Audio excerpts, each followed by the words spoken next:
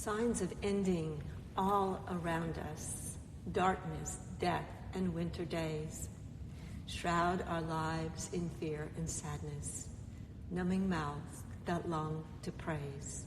Come, O Christ, and dwell among us. Hear our cries.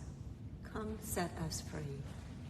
Give us hope and faith and gladness. Show us what there yet can be. Can it be that from our endings, new beginnings you create? Life from death and from our rendings, realms of wholeness generate. Take our fears then, Lord, and turn them into hopes for life anew. Fading light and dying season, sing their glorias to you. Speak, O God, your word among us, barren lives your presence fill. Swell our hearts with songs of gladness, terrors calm, foreboding still. Let your promised realm of justice blossom now throughout the earth. Your dominion bring now near us. We await the saving birth. That is hymn 721 from Wonder, Love, and Praise, an alternative hymnal in the Episcopal Church. It was written by Dean W. Nelson, and it is so appropriate. It is one of my favorite hymns for this time of year as we begin a new church calendar. It is the first day of Advent. We move from the Gospel of Matthew into the Gospel of Mark as we embark on year B of the lectionary calendar. Or if you follow the daily office, it is year 1 in the daily office lectionary. The season color is blue or purple. In the Episcopal Church, it can be either one, yet blue of Advent sets it apart from the austerity of Lent. Advent is a season of hopeful expectations in the midst of endings, a time of reflecting and going deeper into our own souls and life of faith. Our readings speak of God's continually making new beginnings from endings, even as we join with Jesus in Jerusalem 2 days before the Passover.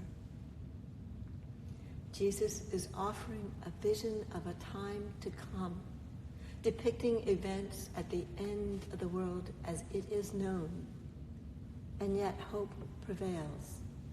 The Son of Man will return, coming in the clouds with great power and glory. The poetry of the image draws on the imagination and encourages us to be alert and aware of changes in nature. The message is of the Son of Man coming in the clouds with great power and glory. Yet no one knows when he will return. Only the Father knows. So believers are to keep alert, keep awake, not get caught up in false prophets who say the time is coming, it is here, it is now. Trusting with hope in our hearts that new beginnings arise out of the ashes of endings.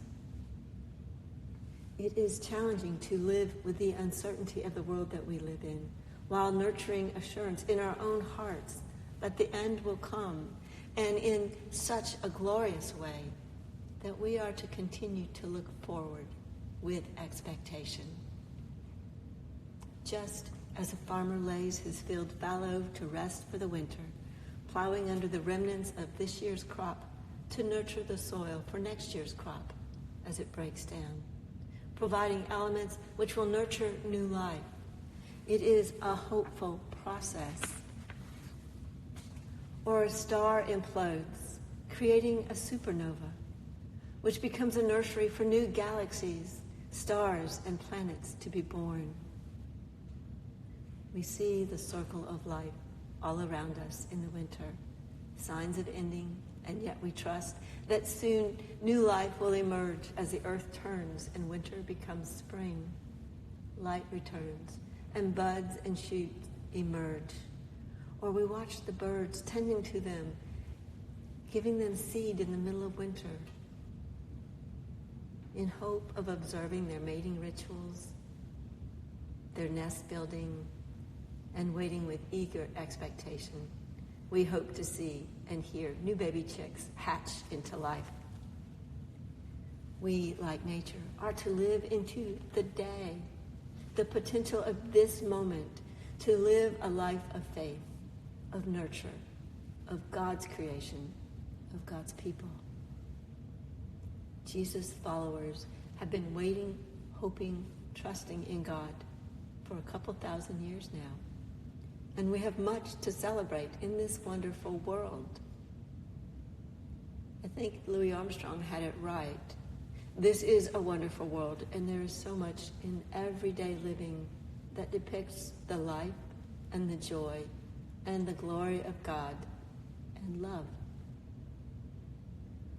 Here we are in Advent, and we are marking the time, perhaps with fasting, punctuated by moments of feasting, as we live into waiting for the return of the light, for the return of Christ, eagerly expecting a better life for all creation, all humanity, a life filled with joy and blessings.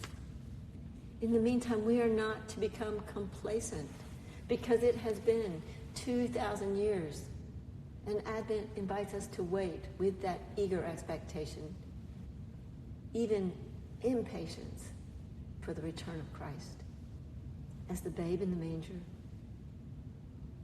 and the Christ who returns in glory, coming in the clouds with angels and the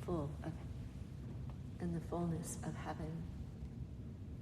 We await a time of knowing God as well as God knows us, of loving God as we have been so deeply loved, and to experience Jesus as he is, and to know in that moment that we will become like him. So in this season of Advent, in the quiet of winter, in the darkness of the season, hold fast to hope. Trust that even in the suffering of our world, God promises much more, and it will be glorious, and it is glorious. So light a candle. Hold that quiet expectation, eagerly awaiting in your heart, in hope, and keep awake.